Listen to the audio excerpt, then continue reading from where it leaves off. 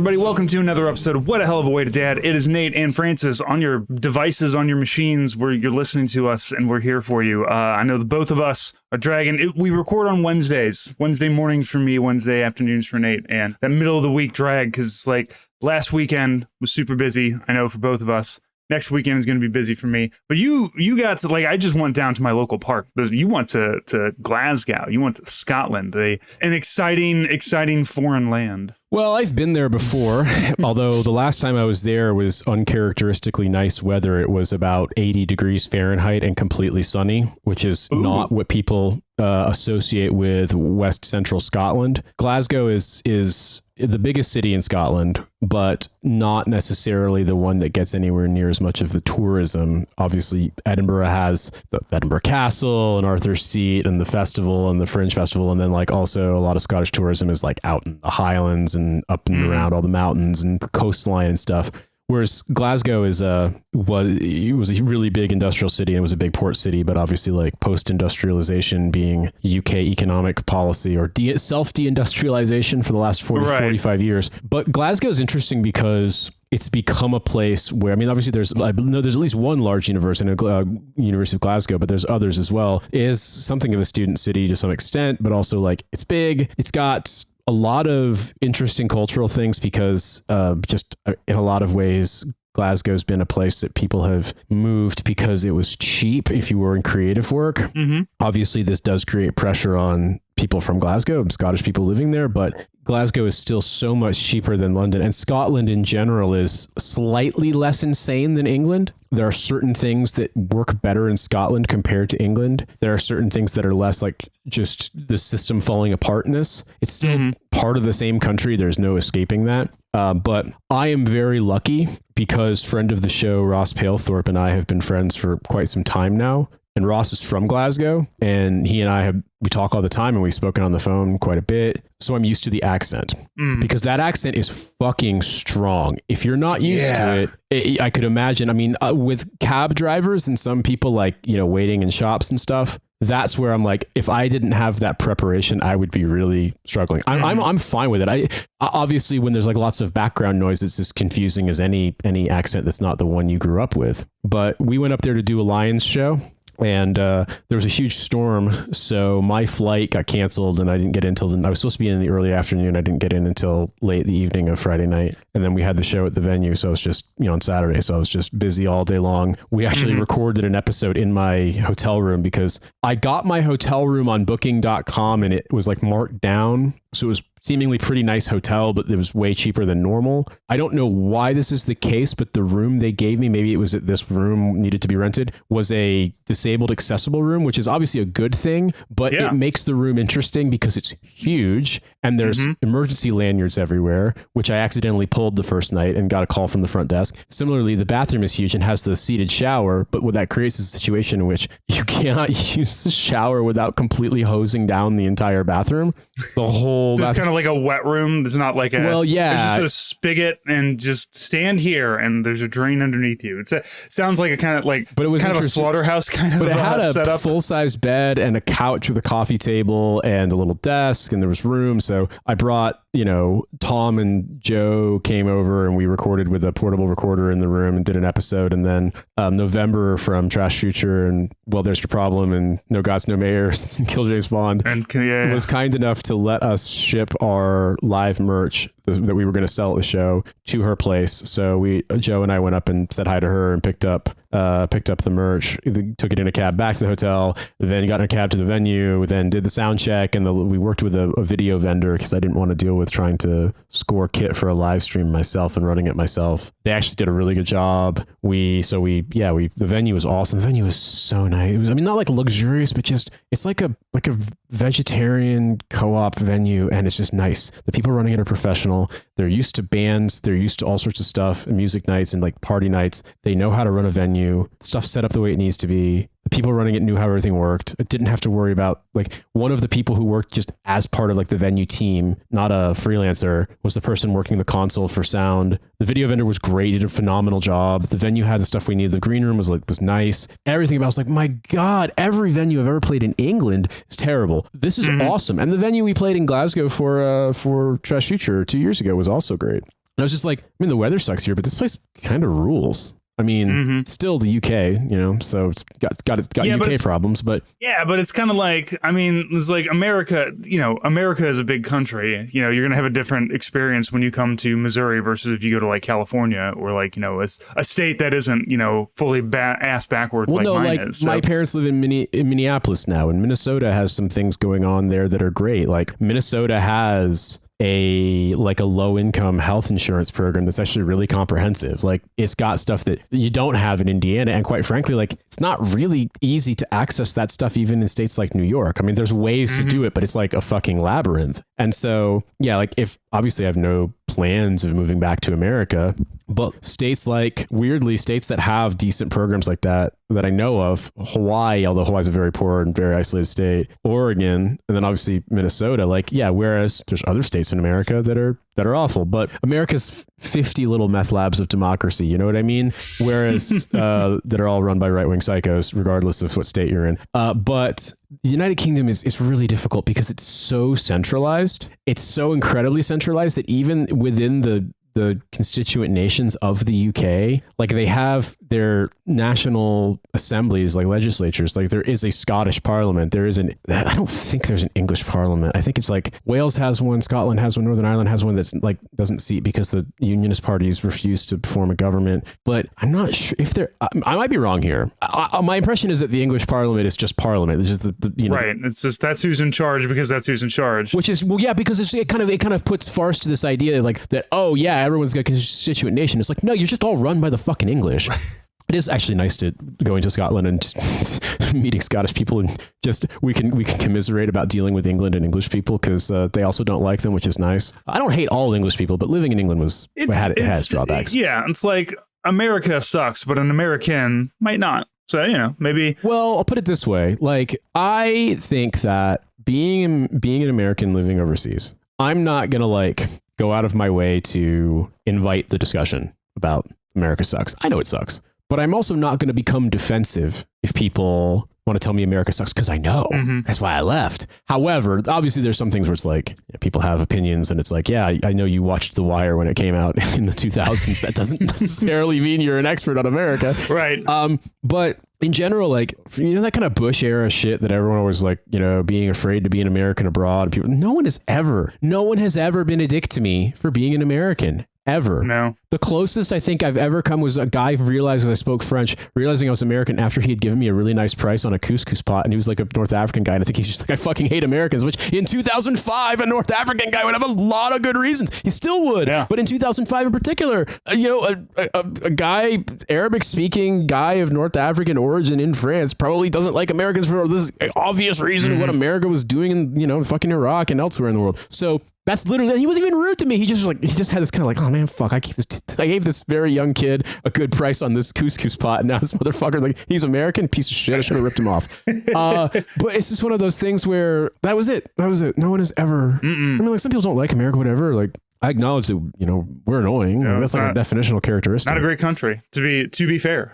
Especially we as people can be annoying. And we love talking, and I actually perceive this a little more, particularly at Heathrow. Just because I'm always transiting through there, and a lot of Americans are too. And that is something that I've noticed is that I've kind of gotten used to I don't even know what the right word is. I've just been around all over, but when I'm out in public, I kind of keep to myself. Cynthia and I will talk, whatever, but there's not necessarily a need to constantly be talking. If that makes sense. Yeah. And I don't know, it's like a national characteristic, I could say, but I do notice when I'm around Americans who are unreconstructed, on their way back from vacation to America, man, folks just fucking running goddamn commentary. And sometimes it's you realize you're in an English speaking country, right? Folks can hear you and understand you. Yeah, but they're not talking. I mean, are they talking shit, or is it kind of look at this, look at that? Oh, Glasgow. Sometimes so nice. It's kind of it's kind of talking shit about the stuff they're seeing and compare oh, is it blah blah blah? It was not as good as this castle wasn't as good as that castle. But I mean, it did happen to me where there's just There's like not good water pressure in Heathrow. And so if you go and use like fill up your own bottle, little fountain things, it takes a while. And I was filling mine up and it takes forever. And I was like, yep, filling up my bottle again. There was no one there. And then some American tourists like were behind me. And one of them was like, is he filling up multiple bottles? Is that like his second? And I was like, I want to be like, there's no fucking water pressure, lady. You're going to figure it out in a goddamn second. But it's just like, once again, you're in an English speaking country. I don't think Americans like people. There is a brand of American traveler that like there are the people who are like young and respectful and want to experience things and want to put themselves in the culture. And then there's this like weird group of people who just think like everywhere I go is America. So therefore, no matter what's going on, it's America. Yeah, that happened to me leaving a plane where a lady was arguing that things weren't moving fast enough and she was going to miss her flight, and then realized she had the wrong time for her flight and she had like over an hour. And I was just like, and she was still like, I don't know, doing the white lady thing. Right. And I was just you realize you're wrong. I was actually like, I kind of like made conversation with her because she was kind of like seemingly she was going to get into it with the flight attendants. We were on the ground, but we were waiting to deplane. And I just told her, I'm like, look, I was like, ma'am, this happened to me on the way in. Like, if you miss your flight, you may have to wait in line for a while. But if you go to customer service here in the terminal for the flight you're on, or like whatever, the airline, I got rebooked on a flight that was impossible. There's no way I was like, it would have required me to, my flight got canceled and it would have required me to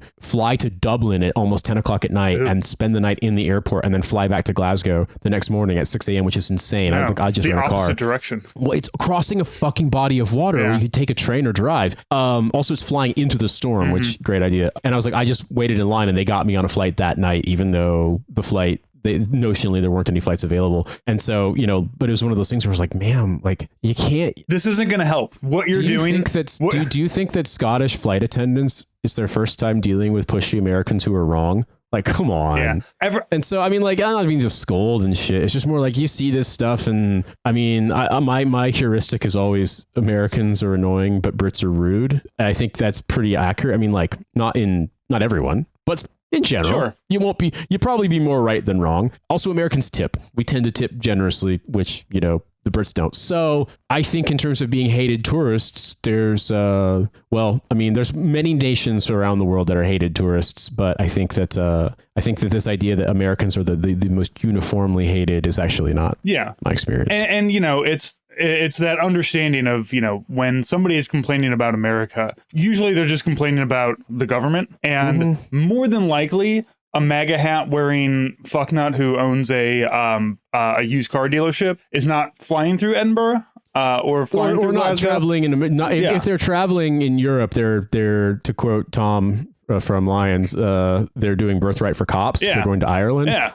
or they're going to Scotland because your grandmother's fucking Scottish and whatever the fuck, they've got Scottish blood.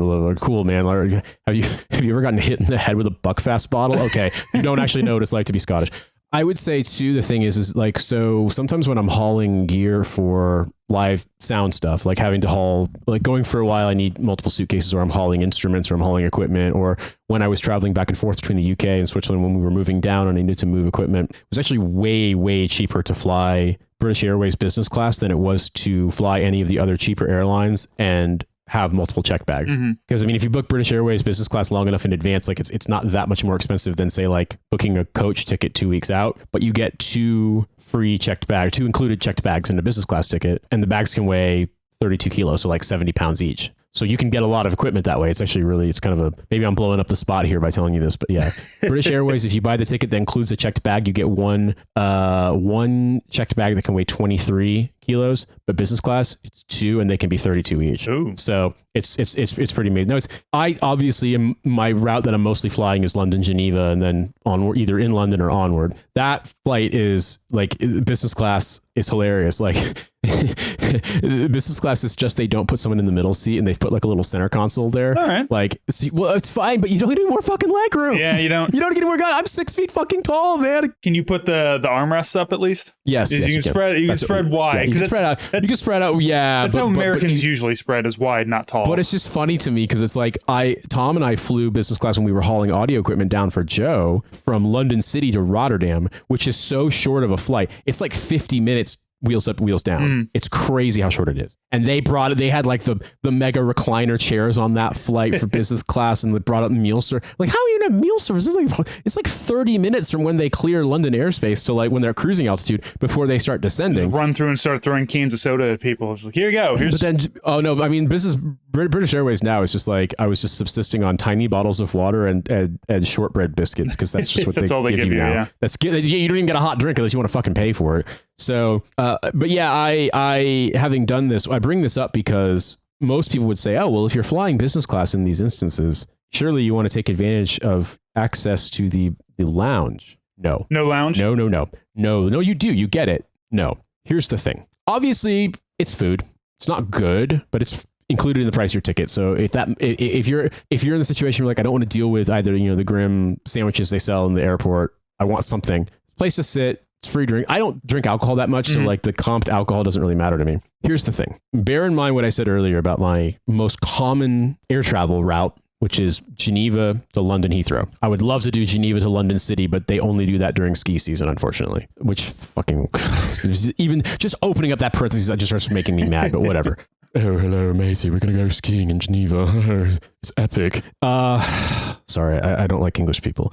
The lounge, Geneva, is covered in Brewdog livery. Brewdog is this horrible chain of annoying pubs in Britain. And everybody in the lounge in Geneva for British Airways looks like they go to Brewdog on a regular basis. Americans, that might be hieroglyphics to you. Is it like hitting the Brits? It's like hitting the Buffalo Wild Wings, like a B-dubs kind of. It's like imagine. Is it a sports pub? Is it like kind of a? No, it's just fucking annoying. It's annoying. It's like, oh, we made pub chains punk rock, and it's just fucking stupid. It's just terrible IPAs and just annoying bullshit. No, it's like Hooters basically. Imagine if take the weird kind of the English equivalent of Hooters, where it's not that the waitresses are wearing skimpy clothing, but rather the kind of guy who would go to Hooters and like Hooters, and that's like a place he makes a point to go. It's that, but for pubs. Okay. Are there at least skimpy dressed women there? No. Are there chicken wings?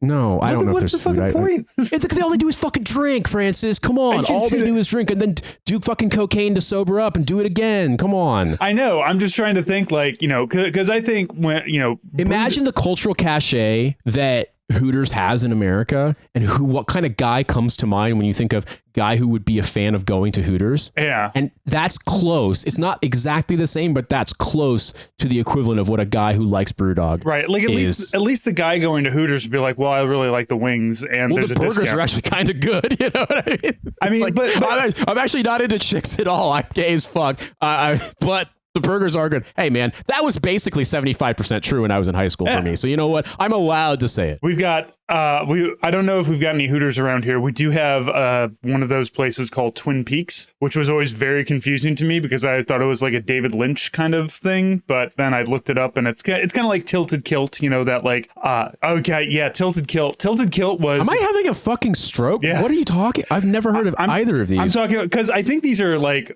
number one. Neither of these were ever as big as Hooters. I don't even know. I don't think Tilted Kilt is still a thing anymore. But they were like kind of like, what if we took the concept of young women in tight clothing and kind of made it themed. So Tilted Kilt obviously was very Scottish themed, and a lot of the tartan, yeah, tartan, short skirts, short tartan skirts and tight shirts and everything. I never went to Twin Peaks. I mean, I haven't been into a restaurant like this since I was in one called Show Me's when I was 15. Because my brother took me. My older Show Me's, like counterfeit Shoney's? Yeah, it was outside of like the worst mall that we had nearby. It was my birthday, and my brother took me to the mall because I wanted to go to Toys R Us or whatever to buy something. So I think I was younger than 12. I think I was like maybe 9, because I was not at that point where like hot chicks were hot. They were just other people that were around.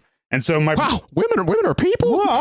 But my brother, I'm not like sexually attracted. I'm not like, check these women out. Sure, yeah. But I'll tell you what, the girls came and checked out my Micromachines that I bought. Like I bought this like Army Micromachine set, and I had that set up, and it had a little thing that shot little missiles, and the gals all thought I was adorable. And so my brother and his friend, who are both in their mid-20s, and I'm, my brother's like 17 years older than me. So he and his friend Dan are having a great time because I'm managing to attract attract all the women because they're like, there's a male in here that just wants to show us his cool toys. And it's not weird and sexual. Like, no, he seriously bought some cool Micro Machine tanks. Go check it out. He's 9. Yeah. I mean, I will say that I find the concept of Hooters kind of weird and always have. I don't know how to act at him. Like, because if you go to a strip club, you'd be like, yeah, check out your tits. I love your tits. But if you go to Hooters, it's like you're dressed skimpy, but I have to, as a non-asshole. No, like what I'm trying to say is that I just feel like the whole concept of it is just like weird, exploitative. It's just strange. Yeah. I mean, but then again, it's like you and I have taken enough road trips in our lives in America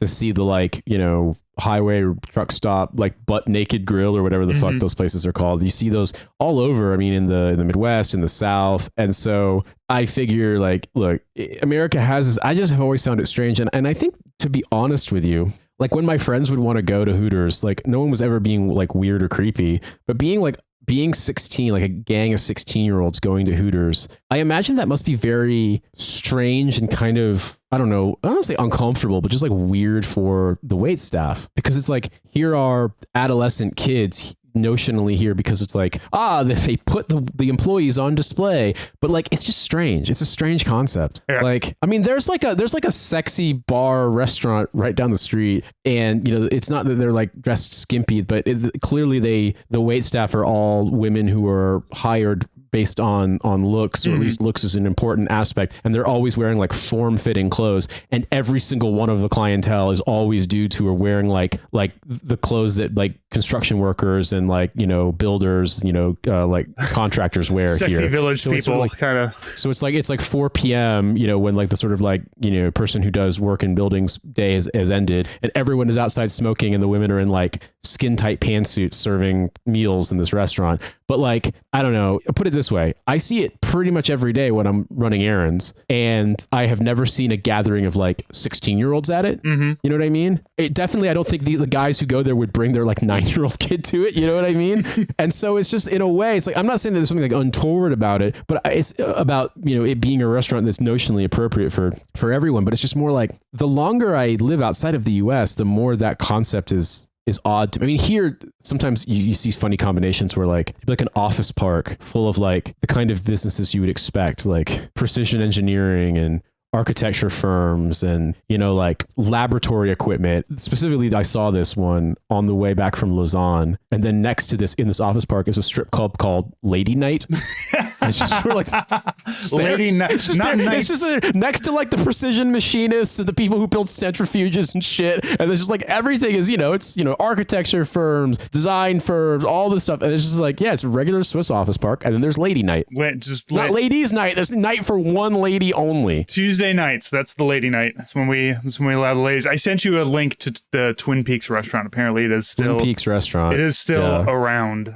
It looks like a, I don't want to say a low rent Hooters, because Hooters is already kind of man. So like, wait, when you said Twin Peaks, I looked at it. I was like, wow, the mountains in the logo do look a little bit suggestive. And then I scrolled down and I was like, oh, I see. It's right. It's meant to be like a double entendre about women's breasts. Okay. This is a place that like I might accidentally walk into because like I'm one of those like not really, you know, oblivious sometimes. Because I kept seeing this and I was like, Twin Pit, that's a cool, like, it's a little bar, it's a sports bar, and I wasn't getting, because the logo, if you're not looking at the logo, it is 2 mountains that look like a pair of breasts. But like, if not, and it's one, again, I'm very oblivious to things like that. America is such a strange country though, man, and I'm not saying this like, oh, I can be the sociologist of America now that I don't live there anymore. I'm like, but in retrospect, it is so strange because we are so weird about sex, but also so into like commodifying sex in ways that don't really have much correspondence with most people's sexual lives, to like sell a thing or to like give, I don't know, some form of entertainment, like an extra appeal. And it's so weird to me. Also, I remember thinking, I mean, this is a thought that I'm sure many people have had. It's not like it's deep or profound, but the degree to which, like, think about our lives growing up in the, you know, late 80s when we were little kids, and then like 90s and 2000s. Think about how many times you saw someone get killed in like a fictional thing on TV or in movies versus how many times you saw people having sex in a TV thing or movies. And think about how much the sex you saw on TV or in movies corresponded with what it is actually like as an adult to have sex with another adult versus like the degree of how much emphasis and how much like attention they've paid to making the violence as realistic as possible, with the one caveat that they never ever show how much blood is involved when, for example, someone is shot, because it would just disturb people too much. But it's real. It's weird to me because most people will hopefully not kill anyone in their lives, and most people will hopefully not see someone be violently killed in their lives. But most people, not everyone, but most people have sex lives. Yeah. Maybe not for the entirety of their life, but at some point in their lives, most people It's more likely that you're going to be horny than you are going to murder somebody. It's more likely that you will have sex with someone else at some point in your life than it is that you will, either murder someone, be murdered, or see someone get murdered. Right. But also, like, which of these two general categories causes more negative impact on society? Right. And which is the one that you show all the fuck? Which is not to say that, okay, like all TV is outside of the weird, prurient, American psychosis that everyone else is just like, let's show sex all the time. I mean, they're less weird about it in general, but it's not that different. And also, it's not like they don't use sex to sell things around the world. Sometimes it can be funny because they use topless women in ads on TV in France, for example. And it's just like, what? It threw me off the first time when I was 17, because it's just like, oh yeah, topless women to sell like shampoo or something on a TV commercial. But I don't know, man. Like, it's just weird. I don't know what it's like now because I haven't lived in the US and I haven't watched TV in forever. Or certainly haven't watched TV in America in forever. But I can remember that as a kid, like, yeah, like even like not premium cable, just like your regular TV shows, like the violence was pretty, if not graphic, it was pretty like dramatic, stressful, put it that way. And I feel like it was a constant thing. And then also we watch TV and the news would cut in, like, oh, live camera footage to a chase in Los Angeles, a car chase, and he fucking shoots himself with a shotgun and sets his car on fire. Yeah. Did you see that one live? Because I did. I did not. That was not one. That was the after school special shit, dude. They were showing it on the news in New Mexico as well as in California where it happened. 94. There was a high-speed chase in California and a guy, it's horrible. Well, I saw this live. We don't have to get into it. I won't describe it in detail, but basically the guy killed himself on live TV. And also he wound up killing his dog in the process. It was really horrible. And it did actually change some stuff about like how they went about showing stuff on TV. The fact that was even a decision in the first place, like news, like not even in California, but like in the greater Southwest requires like we need to cut in so we can see like this insane car chase. And then, yeah. That's why the greatest American movie ever made was Caligula, because it's got plenty of violence and plenty of graphic sex in it. I think when I think about sex in movies, I think one of the funniest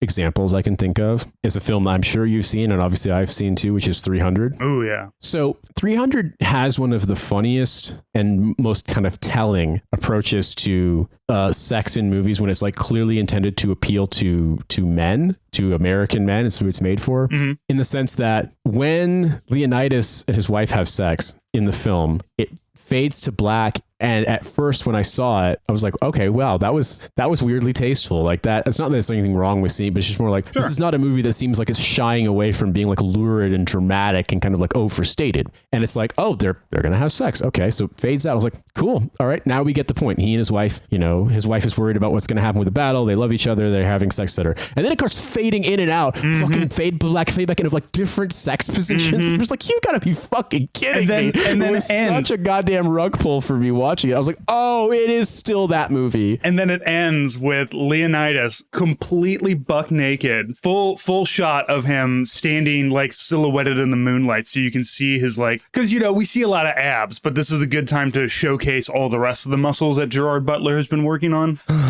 300 is like, it's so funny because it is like, it's the gayest movie I've ever seen, and like not in a 13-year-old negative way, but like every aspect of that, every shot of movie 300 is meant for a man to look at, because women aren't like, look at all these fucking gross sweaty. Gerard Butler was the only one who wasn't subject, because he refused to do it. Yeah. He wasn't subject to like the weird bodybuilder cutting routine. He's like, I get to wear the chest plate. Fuck you guys. So yeah, he gets to eat a hamburger. I mean, he's obviously working out like shit nonstop, but like he wasn't doing all the insane dieting stuff that they were doing to get that look. And so it's like Gerard Butler winds up being the only man in that film that in my experience, women find attractive, because the rest of them all just look like psychotic Ken dolls. Like when you say it's not even that necessarily that's an aesthetic that solely appeals to gay men. Although I do find that tends to be the case, that kind of like, 1% body fat ultra cut thing is like definitely young gay men aspire to. That's definitely a thing. But what I find so strange is that it feels like 300 was a film that set out with the express intention of giving men eating disorders and creating body image issues in a way and teaching them history incorrectly. And like, I don't even necessarily, okay, I watch that. If I watch that film again, I haven't seen it probably since it came out. I just recall it being like subliminally and not subliminally homoerotic, but also really homophobic the entire time. Oh God, yeah. It's like, imagine we're going to make a film that is as gay and as homophobic at the same time as possible. We want a film that you watch it and it makes you Spanish. And so it's like, in retrospect, I always wonder if people pick up, like you picked up, but you're straight and you picked up on that. Yeah. I mean, to me, like it just felt so, I mean, we all know where it all starts from. We all know where it all starts from, right? Can you guys want to say that? Where what? This culture of like the weird, the ultra shredded, weird, like super overstated, like hyper masculine. I mean, 9/11? Slightly before 9/11 for this? A few years before 9/11, but a film that effectively does a kind of 9/11 at the end of it, but it's supposed to be good. Running Man? No, that's they took the 9/11 out of the end of Running Man. I'll give you one more hint because I don't want to drag this on. Sure. Think of what film did we see growing up that presented a character with an absurd, completely unrealistic for 99.9% of men to achieve physique that entered into the consciousness of young men as a thing like, oh, I want to look like this. And also selling it not just with the physique, but the personality. I can't think. So like Fight Club, Brad Pitt in Fight Club. Yeah. Ugh, I had to erase that one from my memory. How many bodybuilding forums threads did you ever see where everyone's opening gambit was, I want to look like Brad Pitt in Fight Club? It's like, okay, be a millionaire and work out with a trainer twice a day for 2 years, where every aspect of your diet is controlled, every aspect of your workout is controlled. Also, be naturally gorgeous to begin with, and also like naturally really low body fat. Yeah.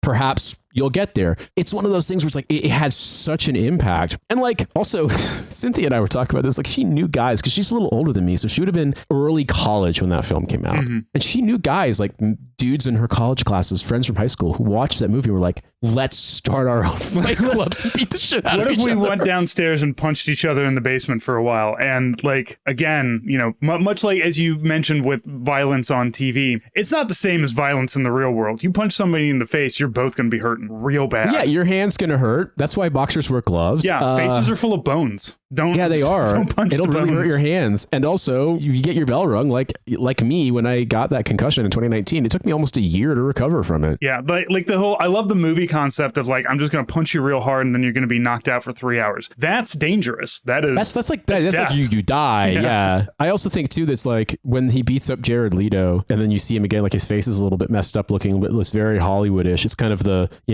exactly 1/4 cup of blood spilled when you shoot someone. Whereas like in real life, if someone got beaten that badly, like their face is going to swell up so bad they're going to look like Uncle Fester. Like it's horrible. Like quite frankly, like if you don't ice someone, like ice their face, like when someone gets hurt that bad with a head injury, like or facial injury, like it can actually be a thing where like it can rupture blood vessels and tissue and stuff. It's horrific. You can die very easily. No, you can absolutely die. Yeah, you can absolutely. I mean, like the brain swelling. There's this movie that I saw when I was 14. And I didn't even know that was Jared Leto. Sorry, I was looking. I was like, Jared Leto. You were saying the wrong name, but he's the blonde kid. Yeah. You're too fucking blonde. Yeah, that's Jared Leto. Like I said, and then he does 9/11 on credit cards at the end. But it's good. And they play "Where's My Mind" by the Pixies. Yeah, good movie. If you've got two brain cells to rub together. No, it is a good movie. Everyone misses the fucking point. But Cynthia made a point about this that I think is really valid, which is that it is impossible for people to understand that Tyler Durden is like the negative projection of all the negative tendencies, all the like self-loathing and kind of like self-doubting tendencies of Edward Norton's character. And he's supposed to be bad. He's bad. He's the villain. He fucks everything up. He tortures him. He tortures people. He ruins his life. He is a sadist. He is a sociopath. And everyone's like, yeah, but he's so hot and he's so cool and he's dressed so well.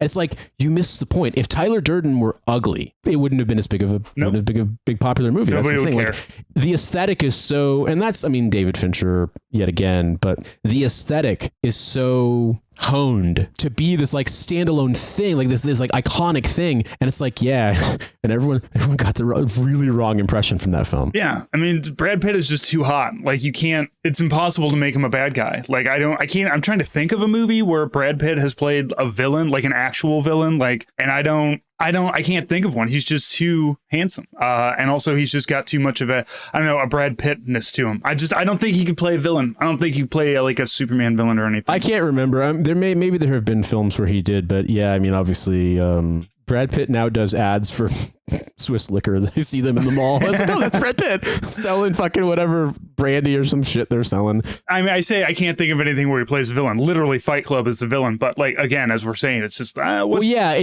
But that's the thing is, I mean, I've read the book, the Chuck Palahniuk book, Fight Club, and I think the book is less vague about the impression that you're supposed to take away that Tyler is the villain. Is emphatically Chuck Palahniuk. It's complicated. He's not, I don't think it's necessarily he's a bad writer. Like, he could write better. He has certain chops as a writer, but he happened upon a formula and just ran with it. And it's one of those questions of like, what is the artist's responsibility to the world with the art they create? Mm-hmm. Chuck Palahniuk wrote a book basically about this idea of decommodifying a kind of hyper masculinity that's being used to sell, you know, perfume and designer underwear, and saying like the purpose of masculinity is violence and survival. Mm-hmm. And what would that look like if we decided that was how we wanted to live in the world versus like unfulfilling lives that we live now. And basically a guy is charmed into basically bringing about the apocalypse by a person he meets who he doesn't realize is sort of like a fantasized kind of diametric opposite to all of his insecurities. Mm-hmm. That's an interesting concept. I'll give it that. The book is a little less stylized, I suppose, a little less like kind of like along for the ride than the film. The film was fun and it was entertaining and it was really like visually iconic, but like threatens to murder a guy execution style at a grocery store or a fucking convenience store, and he's like, I'm gonna shoot you if you don't go back to school and get your life together. And he's like, yeah, wow, this guy is cool as hell. It's so like inspirational. So inspirational. Yeah, he's actually like, yeah, tomorrow his breakfast is going to taste better than anything he's ever tasted. It's like, he might fucking kill himself. He's got PTSD, man. Jesus Christ. You just put a gun to a guy's head and said you're going to execute him. And then stole his license and be like, I'm going to check in on you. Just like, do you know what debt is like right now, bro? Do you know like schools are expensive? You gonna drop $10,000 along with that gun, buddy? Yeah. I think my favorite scene in Fight Club is when they're riding on like the train or the bus or the metro, and they look up and they see like an ad of a guy with just abs and it's selling perfume. Yeah. And he says, is that what a real man looks like? Right. First off, that's Brad Pitt in that picture. Second off, that's what they both fucking look like. And they're sitting here dogging on it while looking the exact same way. And point, again, isn't it? Like, two brain cells that you can rub together. You can be like, these assholes, they're just right up their own ass. But also it's like what the film is basically saying is that, yeah, like this sort of commodified, aestheticized masculinity and like markers of masculinity, like that is basically pushing this idea that you'll be fulfilled if you look like this person, you know, if you'll achieve happiness and like purpose in life. But then it's like, it's a little bit disingenuous to then have the avatars of this sort of like kind of cross current masculinity you're trying to sell be dudes who are hotter than fuck. Yeah. With like certainly in the case of Brad Pitt, nearly impossible to achieve body without a lot of luck and a lot of work. And also it's Edward Norton. They have him kind of like skinny and reedy in that film, but like, remember Edward Norton in American History X? Yeah. Like he was fucking huge. Like, part of me, Cynthia made the point once, and I'm always plagiarizing my wife, that maybe it should have been someone else to play, you know, Edward Norton's character, and jacked Edward Norton from American History X should have played Tyler Durden instead of, I mean, notionally they're both named Tyler Durden, but that's the kind of the conceit of the film, but like he's never referred, Edward Norton's character, I am Jack's lack of surprise, he's never referred to by that name. She said because jacked Edward Norton still has that glimmer of creepy insane about him, whereas Brad Pitt is just too gorgeous. Yep, too handsome. Looks too cool. You could put a burlap sack on that man and he would be cool. And also like every single fucking outfit he's wearing in that film has been costume designed and tailored to the nines, like to make him look as hot and as cool as possible. And it's like, okay, that's a Hollywood film, is supposed to be that way, right? It's like it's kind of like a high watermark of that era of filmmaking and sort of the technical stuff about it. And he smokes the whole time too. He's so cool. Oh yeah, He's yeah. so cool. Oh god, yeah. He's just Brad Pitt's so cool. He disrespects the shit out of women, and like, but they love him for it. Like, yeah, she's into that. That's the thing. She's fucked up, so she's into. Yeah, she's really fucked up, so she's like absolutely into it. Yeah, and you should really lean into that, definitely, as a man. Yeah, and she makes jokes about stuff like, I haven't been fucked like that since grade school, and you're just like, oh, what a cool chick. That's not really a dark and fucked up thing to think about, is it? Yeah, it's bad. It's like, I think that Fight Club brings this kind of like Gen X nihilism, which was definitely a thing, like not nihilistic in the sense of like the way people sometimes interpret it as we want to destroy things, but more like the idea that nothing matters and never matters and nothing is sacred and nothing is even worth consideration. That is a pretty common theme throughout, call it sort of generational entertainment stuff. And I think, to me, if you watch Fight Club now, I still think it's singular, like visually. Yeah, it's a great movie. But the message is communicating. You're like, this is so cynical and so, like, maybe movies don't have to have a moral, but like amoral in the sense of like the kind of vision of life that it's offering you. Yeah, like, bring about the apocalypse and we can be hunter-gatherers again, and then we won't feel ennui in our office jobs. And then everyone else is like, what the fuck is an office job? Right. You know what I mean? Like, right now it's just like, look at all these cool things Edward Norton was able to afford with his one he can afford a place on his own and all this cool shit in his apartment for a job that like just blows it all up, and they go live next to a get an apartment, get a nice downtown apartment or something. I can't remember if this was a thing in the book or not, but I do find it a little bit telling that like the plot conceit of like his luggage gets seized because they think it has a bomb. It's like, it wasn't ticking. He's like, well, no, modern bombs don't tick. It was vibrating. And they're like, yeah, it was a dildo. And he's like, I don't have a dildo. And he's like, yeah, you're fine. You can, whatever, just file a claim later. It's always like, dildo, not your dildo. Exactly. Dildo, not your dildo. And it's like, okay, funny joke, right? It's 1999. We got to laugh. But like, what is that actually implying? Think about that for a second. It's like, what is the worst thing you can be? What if you're gay or even not gay? What if you're into bottoming? Like that kind of thing. It's like, man, there's so much latent. Also the idea of like, oh, we do terrorism by putting a vibrating of dicks in kids fucking movies and like what? Yeah, it's real weird. What the fuck are you talking about? It's such a weird ass. It's like the more you dig into it, you're like, what? It's like just nihilism by pissing in people's food while working in a commercial kitchen. What? Right, or jerking off into their food. Jerking off into the lobster bisque? Like, what the fuck are you talking about? Yeah. It's just sociopathic. It's a movie that basically is like the way you achieve sexual self-actualization is by committing horrible, gross assaults on everyone around you. It's like the most school shooter ass movie, mass shooter ass movie ever made. But this before this was a thing. I mean, I think it came out before Columbine. I think, or if Columbine. It was 99. Certainly right, but Columbine was April 99. It was certainly in production before Columbine happened. And this book, existed, obviously. Yeah, I think the book came out like 96, but it might have been earlier than that. So yeah, like it's insane. It is. It's fucking God. It's just like it's such a weird movie to watch. Like I kind of want to. I haven't watched it since I was probably in my 20s. So I am interested to watch it again because we rewatched Boondock Saints. Were you on that? Did you? I was. Yeah. And that was a movie that at the age of 19, I was like, this is so fucking cool. And then as somebody in late 30s or early 40s, like I'm confused as to what's happening here because this is not very well written. And also wants to get another movie that's like, what if a gay guy was homophobic? Right. What if a gay guy hated gay? Like that's the coolest gay guy you can find is a gay guy who hates gay people. It's cool that he's gay because he hates gay people and hates himself. But he loves it? I don't know. What the fuck? Why was that always a thing? I mean, I guess we know the answer, but like the degree to which like it felt like even when it had to be so dramatically shoehorned into a narrative of a film, you're like, why are you showing us this? Yeah, you could have had Willem Dafoe not be like Willem Dafoe's not gay parts were just as like fun and weird. What does it possibly have to do with the plot that Willem Dafoe's character is gay if there's no gay interiority other than like he's like, I have sex with men and I hate gay men and I hate being gay and I hate myself. I'm comfortable dressing up in drag, and that's the thing. We have to make sure that he's dressing in drag, and we know that he does that because he's gay. I guess I don't know. But like, you have to dress up in drag in Final Fantasy VII, and there's no implication that Cloud Strife is gay.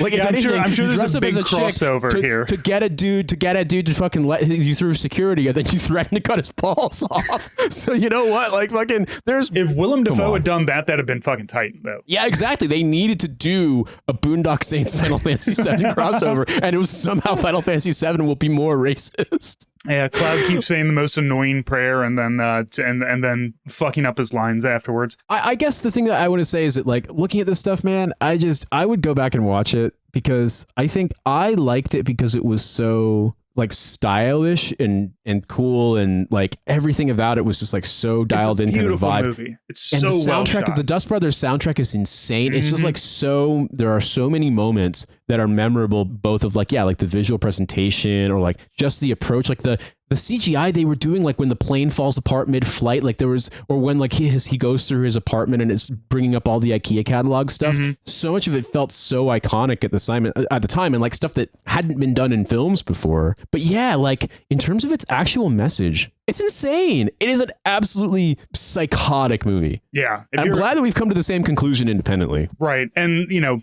I feel like, of course, like when we were in our 20s, in the late 90s, early 2000s, you know, Fight Club, Boondock Saints, those were the posters that people had up on their walls. And I do think that, like, I obviously was not getting the point when I was watching it back then, because I, too, was just like, how do I look like Brad Pitt? Like, I already smoke, so I'm already halfway there. You know, I just have to, you know, not eat and work out like an insane person. But yeah, now going back and watching these movies with more critical eye and being able to kind of, you know, break these down. I think I kind of started doing that with 300, because like 300 came out in 2006. Seven, I think. 6, either end of 6 or beginning of 7. I saw it in theaters in like March of 07, so I think it's aroundish that time. Yeah, so I was, and in 2007 I was 25. So I was kind of already removing myself from, you know, the kind of mentality of being really into movies like that on a surface level and starting to like actually watch the movies and see what's happening inside of them. So 300, when I first watched it, I'm like, this is like the dumbest movie I've ever seen, but visually it's really nice. So whatever. But I can't watch it again because it's so stupid. It's just so fucking dumb. But Fight Club, I feel like I can go back and I'd watch Fight Club again. Yeah. I wouldn't watch 300 again. You want to watch Fight Club for a bonus episode? Let's watch Fight Club. Yeah, let's do that. Yeah, I wouldn't watch Sin City again, for example. I don't Terrible think. Movie. I don't think I remember because I saw it with one of my friends from ROTC, he's actually still in the Army, and we saw it. I was visiting him at his family home in suburban Chicago, and we went and saw 300 in Chicago. And I remember coming out of it and being like, that is such a strange and really homoerotic film. It feels like it's, I don't know. And he was like, yeah, I agree, but most people are going to watch it and not pick up on that at all. And I was like, yeah, but it's so obvious. And I remember I would have been, 22? And I was just like, yeah, that's a, oh no, well, yeah, 20. Yeah, I turned 23 in 2007. So yeah, that makes sense. And I was just like, I wouldn't watch that again. Also, I remember people like, oh yeah, it's got this, they were implying that it was like subtle and, you know, like sophisticated commentary on like contemporary geopolitics. And it's like the big effeminate monster Persian horrible is like, you must submit to the will of Persia. I am a generous god. I have many monsters with blade arms that I will send at you. Yeah, exactly. And it's, I mean, also like the implied homophobia too of like, I mean, not to bang on this too much, but they're like, oh yeah, the Athenians, you know, the boy lovers, and boy lovers, and it's like, I got some news for you guys. Everybody about behind you is fucking Sparta. right now. I've got some news for you guys about the way things worked in Sparta. I'm really sorry. Like, right. It's like, it's whatever. I certainly didn't want to see that, you know, on film either, but like, well, no, but I think this at the end of the day is just like taking out the question of, you know, ancient cultural crossover to now, because it's just so far removed from what everything about the way their lives were lived is so far removed from anything we experience that like, it doesn't really do us any favors to be like, oh, but you know, here's this tiny point of difference or whatever. It's like, all right, I got it. But I think for me, what I find interesting is to take something that like, at least in modern post 20th century historical terms, because before then there was a lot of effort to whitewash and to hide the fact like how much, call it sexual identity was different, just wasn't it was a different thing, and the kind of Christian revulsion towards any kind of same sex romance or sexual activity was like that wasn't really a thing back then. It wasn't really a thing until later than people think. Mm-hmm. But to take the Spartans, like I say, universally since the 20th century, like you understand this, like the Athenian Spartans, ancient Greece, etc.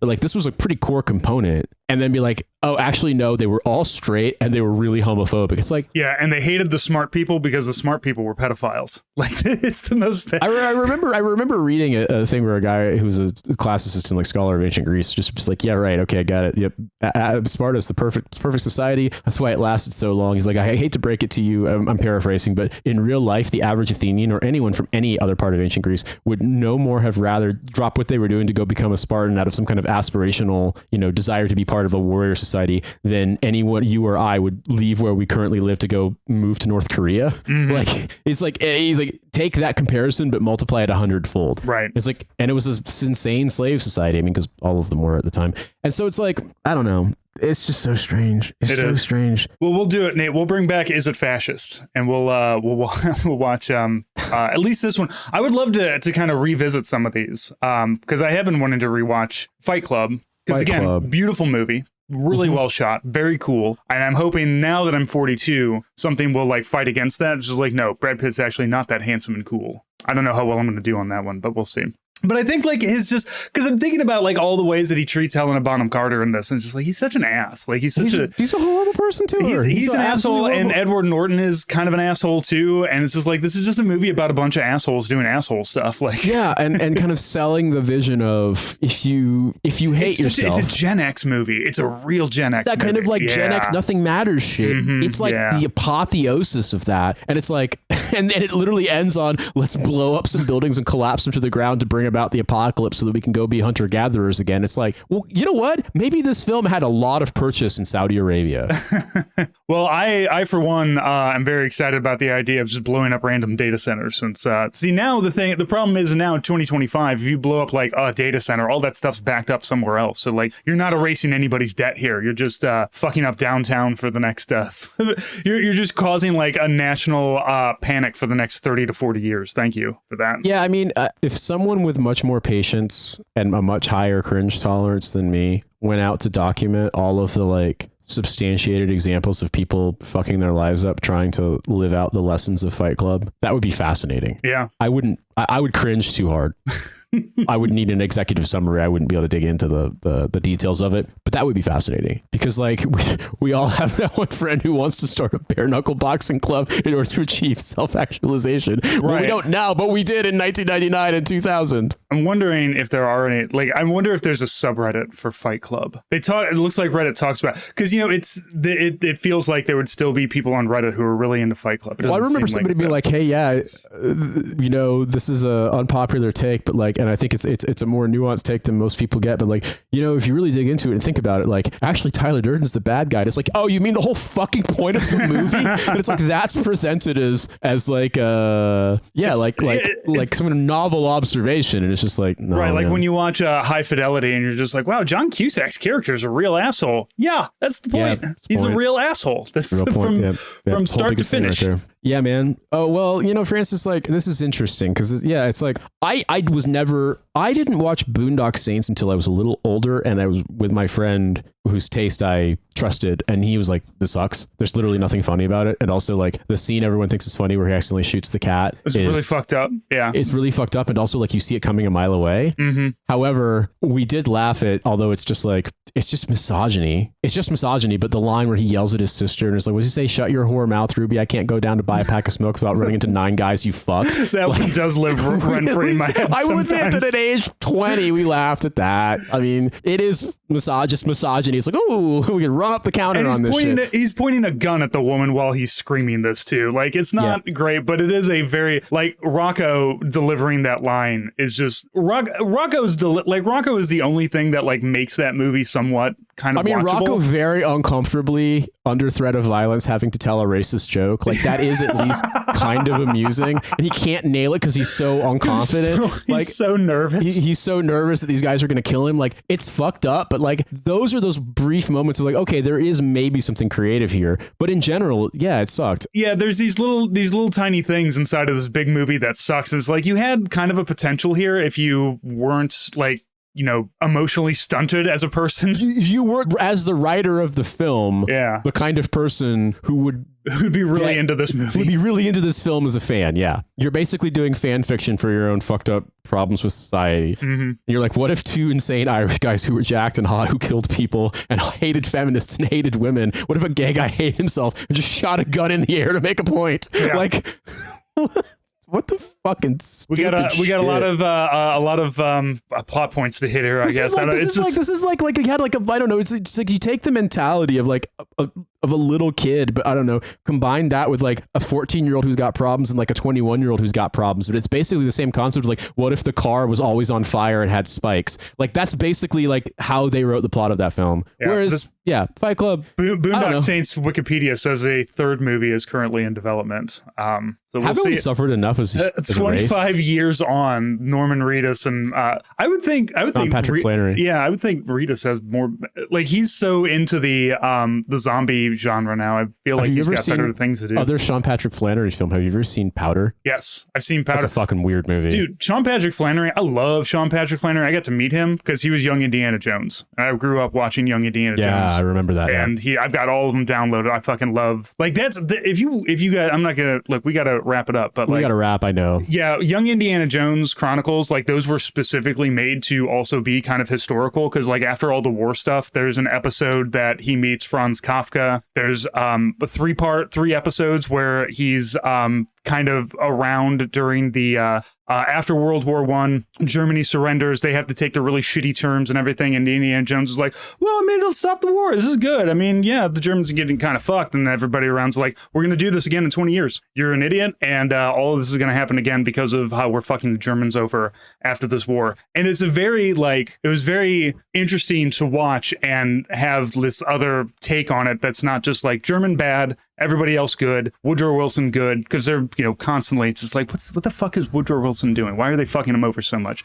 So anyway, Young Indiana Jones, if you want to watch something from the 90s with Sean Patrick Flannery in it, that is at least somewhat more historically accurate, I guess you got that. Yeah, definitely don't watch Powder. I mean, it's just it's a strange film. It's not good. And what if we unlocked another 5% of our brain? Shut the fuck up. Yeah, what if you turn into an albino, I guess. Turn into an albino who's a telepath. Definitely don't look into the director of that film.